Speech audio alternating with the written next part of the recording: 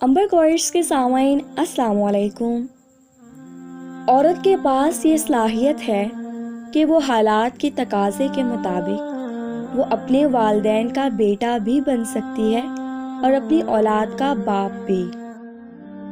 मुझे ये एहसास बहुत सुकून देता है कि क़यामत के दिन हर चीज़ का हिसाब होना है।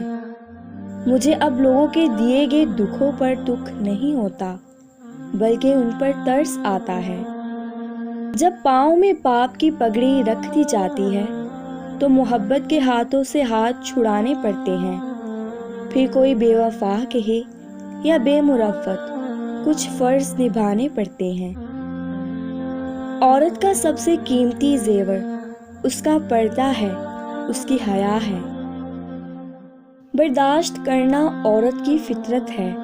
अगर औरत बर्दाश्त ना करे तो कम ही घर आबाद रहते हैं, और मर्द अगर अच्छे हो जाए तो कोठे खुद ब खुद बंद हो जाएं। बेशक रिश्ता कबूल ना करें, मगर लड़की के वालिदैन से ये कहना कि लड़की मोटी है, गंदी है, उम्र में बड़ी है, कितना बड़ा जुल्म है। लोग किस दिल से किसी की बेटी के लिए ये अल्फाज इस्तेमाल कर सकते हैं? मना और भी बहुत से तरीकों से किया जा सकता है। औरत को सबसे ज़्यादा इज्जत कुरान पाक में दी गई है। लड़कियां सिर्फ शक्लो सूरत और जिस्म की वजह से खूबसूरत नहीं लगती, बल्कि वजह कुछ और भी है।